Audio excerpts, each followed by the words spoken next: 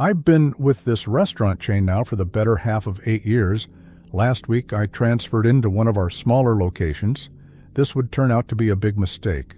This location in particular had nothing special about it other than the fact that it came with something that the other locations did not.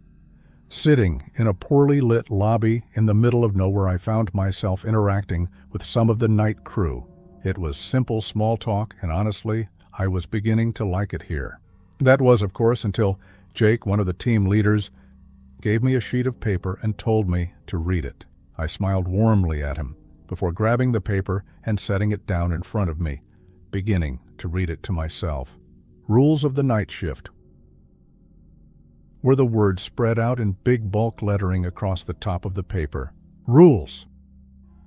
I thought to myself, what rules? I'm the manager. There is no rules that I do not already know. About silly paper, I thought to myself.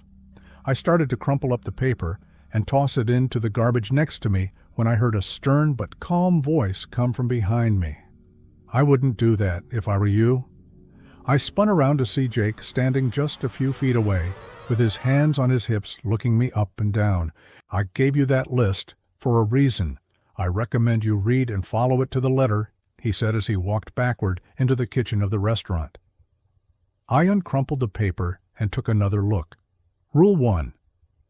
The lobby closes at 11 p.m. If you should see someone in the lobby past 11 p.m., you are to not say a word to the thing. Just walk to the kitchen, grab a burger, and hand it to the thing and walk away. It will not hurt you and will eventually disappear.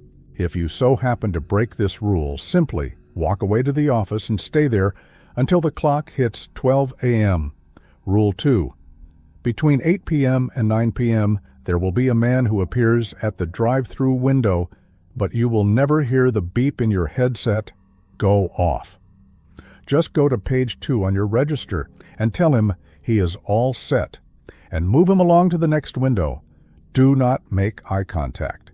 If you should make eye contact, you are to close the window, wait in the office for 1 minute, and return to work. The thing will be gone. Rule 3. If you send an employee to take out the trash and he or she comes back through a different door than what he or she exited from, pick up one of the knives in the kitchen and stab them, it's not them. If you happen to break this rule, well, we here at Redacted Restaurant Group will no longer be responsible for your safety. Rule 4. If you get a call between 1 a.m. and 1:30 a.m., answer it and ask who it is.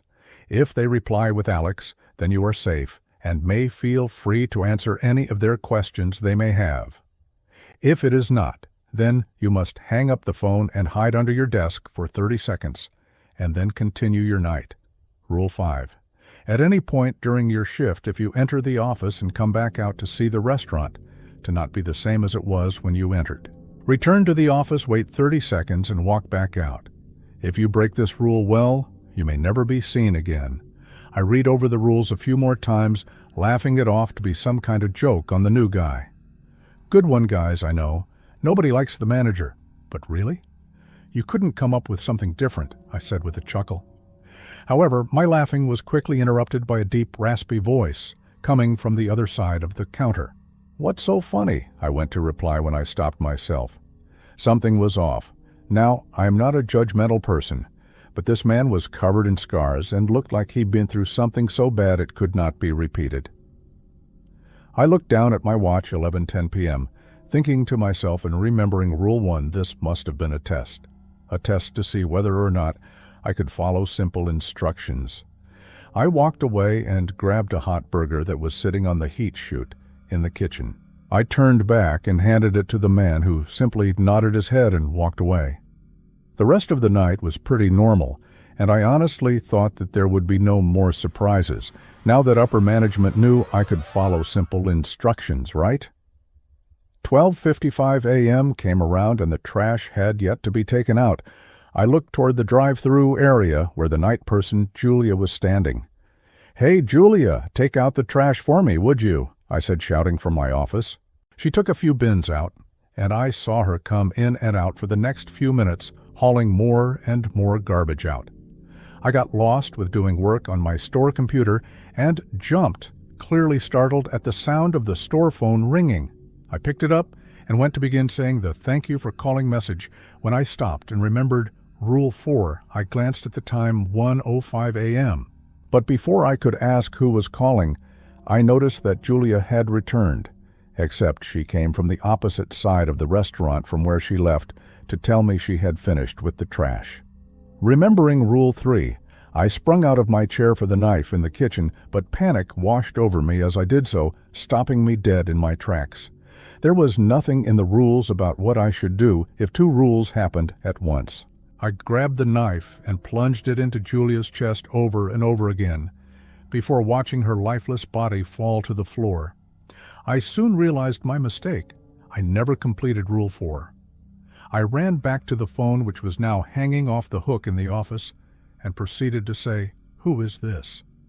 Nothing but static filled my ears. It got louder and louder, and blood was now seeping from my ears and nose. I turned to hide under the desk, but it was already too late. Loud stomps could be heard through the restaurant, and they were getting closer. The door to the office swung open, and what met my gaze was the 11th monster staring down at my fear-driven body, laying hunched helplessly under the office desk. The monster let out an ear-piercing scream as its eyes met mine, the monster bringing its fist down on the desk, sending it collapsing onto my already paralyzed body.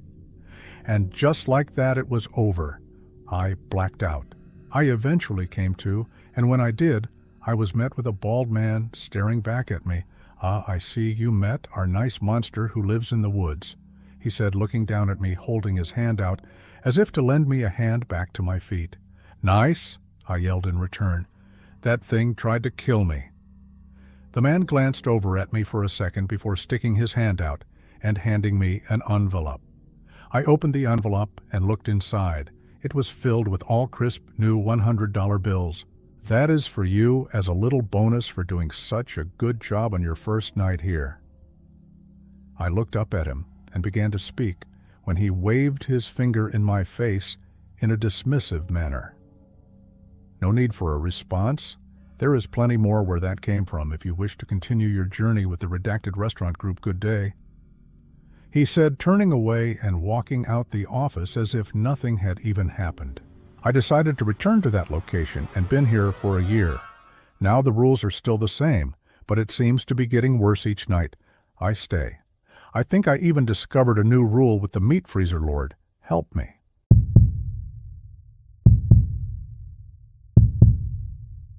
I'm writing this from inside a cleaning closet at gate A19. My hands won't stop shaking, and I need to document what's happening before things get creepier, or before it finds me. I've been working the night shift at this airport for almost 4 years. Same routine every night: clean the food court, sanitize the restrooms, mop the terminals. In and out by 2 a.m., home by 3. Simple. Tonight should have been no different. Andre called in sick again, 3rd time this month, so I had to handle the entire back kitchen alone. The grease trap had been leaking for God knows how long, and the smell, Christ, it was like something had crawled in there and died. Took me an extra 2, or was it 3 hours to get it cleaned properly. By the time I finished, it was already 4 a.m. The airport felt different at that hour, quieter, emptier, like the building itself was holding its breath. I've worked plenty of late nights, but this was the first time the silence felt wrong.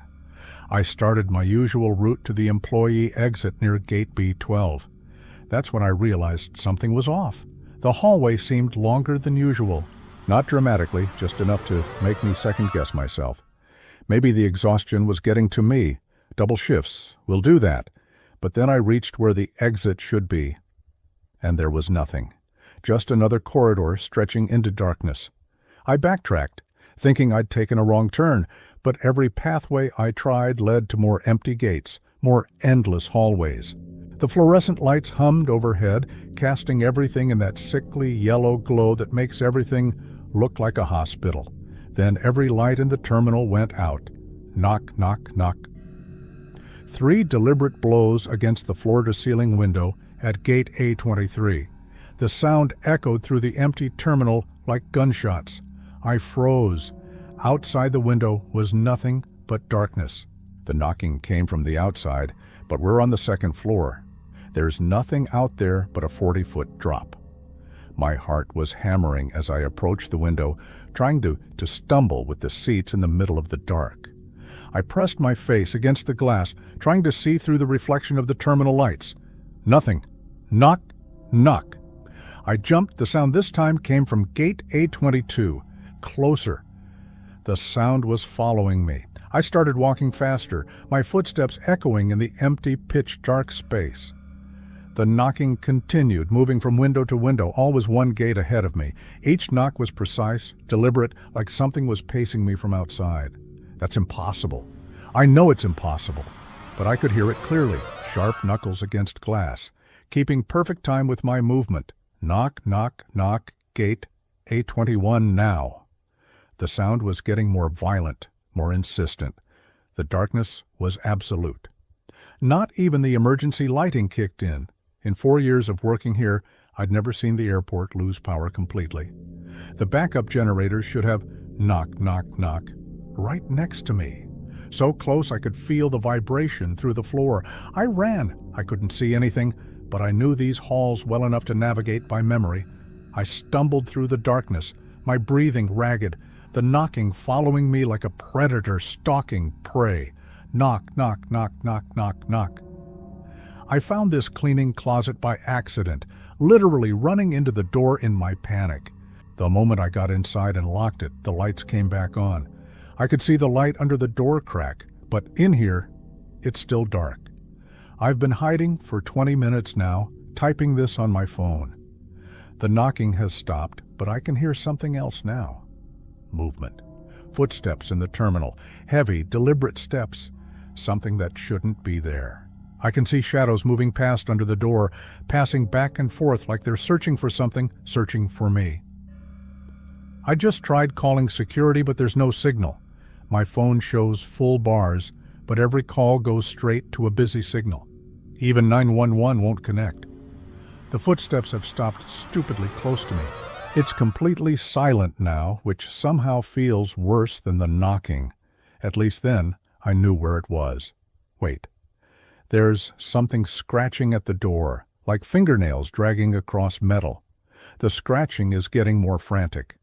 I can hear breathing on the other side of the door, heavy, wet breathing that doesn't sound human. I can smell it, that same rotting stench from the grease trap, but worse. Much worse. I'm starting to sound like a crazy person. Oh God, the door handle is turning. Forgot to lock it from the inside. The door is opening. I can see something in the crack. Not a person, but a shadow with too many limbs. It's squeezing through the gap, folding in on itself like it's made of liquid darkness. It's in here with me now. It's reaching for me. The screen is cracking. My phone is cracking.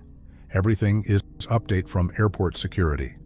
Employee Jessica Langdon was reported missing during her shift on June 14th. Her phone was found in a cleaning closet at gate A19 displaying this post. Security footage shows her entering the closet at 4:47 a.m., but no footage exists of her leaving. Just her phone on the floor, screen shattered. I'm posting this because people deserve to know. I've worked security here for 12 years, and I've never seen anything like this. But I'll tell you what really bothers me. I checked the maintenance logs for that night. The grease trap in the back kitchen was cleaned 2 weeks ago. It was spotless.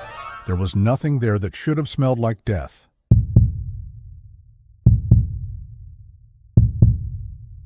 My name is Tom. I've worked at McDonald's for a pretty long time. It was the only normal option that I had in our tiny little town. Well, at least it was normal until that one night shift. That night I was set to the Mac drive stance. My manager likes to stick me there, though I find it pretty comforting. The job is basically to sit on a chair next to the intercom, get the order from the customers outside, make it, and serve it to the customers through the reception window. It's much better than working at the counter with all of these extra ketchup and mayonnaise requests, and much, much better than cleaning the whole store. So I don't have complaints. The time was 11 p.m. Soon my shift would be over. I was leaning on the windowsill playing on my phone. Our branch is at a pretty isolated place outside of town, so we don't have that many people coming by, especially during these hours. Suddenly, the intercom bell rang, which means that someone is outside with his car and wants to order. I open my microphone and say, "McDonald's, Tom speaking, what would you like to order?" From the other side, I could hear the voice of a tired, middle-aged man. "Hey, yes, give me 1 large fries and 1 large Coke." "No problem, sir, it's $12, and your name is?" "Bob," he says. "Okay, Bob, please move forward with your car to the reception window and wait." That one is a piece of cake. I'm rushing to the kitchen, grabbing fries that were ready in advance and pouring into a large cup of Coca-Cola juice from the machine. As I step towards the window, I see a police car, and in the driver's seat, there is this fat cop who is waiting for his healthy, midnight meal. He looks exhausted. "Tough night?" I ask him to break the ice. He sighs. "Yeah, just getting back from a harsh scene. Terrible car accident." "Oh God, are there any fatalities?" As response, he takes his fat finger and slides it around his neck. I got the meaning. He pays me, I hand him his fatty bag, and he drives away. You know, one of the interesting things about working at McDrive is that I get to hear a bunch of different stories from a variety of people. One time it's a cop, another time it's a lawyer, and once in a while it's a drunk homeless guy who thinks that the window is the main cash register and yells at us when we try to explain to him that this cashier is for cars only. The branch has returned to be empty and quiet. I was playing on my phone, waiting for the shift to be over. After a few minutes, the intercom rang again. "McDonald's, Tom speaking, what would you like to order?" But there's no response from the other side of the line, just a wired white noise. It's odd. Hello? How can I help you?" But the white noise is still there, no response. It's so weird, I tell myself. Maybe the microphone has stopped working. But a moment before I get out from the store to check it up, I hear a low voice on the intercom. "Hello?" a man's voice says from the other side of line. "Hey, good evening," I respond. "My family and I would like to order, please." "Okay, what would you like?" After a few moments of silence, the man says, "Me and my wife will have a double Big Mac meal with fries and Coke, and 2 Happy Meals for the little 2 on back." I'm writing down the order and say, "Okay, it's $40. What's the name?" "Just write the Goldberg family," he says. "Okay. Please move forward with your car to the reception window and wait for the order to be ready." Back to the kitchen, I turn on the oil heater and pour to it some frozen fries and fry frozen processed meat. When everything is ready, I put it all in a large carton bag and step towards the window. When I got there, I leaned my head out of the window and saw an old car moving towards me slowly. The model is a white Honda Civic with a lot of tin blows on it. It looks like they didn't even bother to take it to the garage or something. But who am I to judge other people? I work at the most doubtful place that exists after a whore. The car stops near the window, and the father opens the car's window. "Hey, Goldberg's here?" He smiles. "Hey, I'm Tom." He keeps staring at me with his smile without saying a word. I can hear the crickets from the embarrassing silence. Okay. It's $40, please," I say to break the silence. Right, he says, and opens his wallet, searching for money. As he continues to search for his money, one of the 2 kids suddenly yells, "Dad! I'm hungry," and then his younger sister yells too, "Yes, Daddy, bring the food." Their mother quickly turns her head to them and says, "Here, in a moment, you'll have your food." The dad looks at me with a shameful look and apologizes. "Sorry for this. We are starving to death. We had one hell of a ride." All good. I smile to him. While he continues to look for his lost money in his wallet, I leave their order on the inside floor under the window until they'll pay. Suddenly I am starting to smell this awful smell of something burned, like something is burning really strong. I turn to the family. "I'm sorry, I got to check something." Before they reply, I'm already running to the kitchen, ready to see the damage I did. God! I probably forgot to turn off the oil heater. But as I got there, the smell was no longer there. Nothing has been burned down, and the kitchen looks normal as always. This is so wired. After a moment, I remembered that I have to get back to the reception window to complete the payment and deliver the family their order. But as I returned to the window, the Goldbergs were no longer there. Their bag is still on the floor, and they didn't leave the cash for it.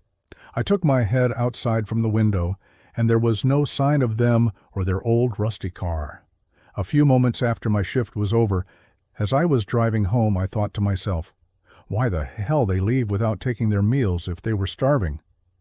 And also, from where did this weird smell coming from? So wired. In the morning after I arrived at a morning shift, again in the McDrive stance. As I step inside the branch's main entrance, I see all the staff and my manager gathering around the small TV screen. It was a news broadcast. It is rare that something happens in our little sleepy town, so it must be something serious that occurred. The broadcast begins. The anchor's face is serious, and with a dramatic pose she says, "A tragic car accident has taken the life of a whole family." Oh God, I'm thinking to myself, it must be the accident that the policeman talked about. But then, a video footage of the event is being played on the screen.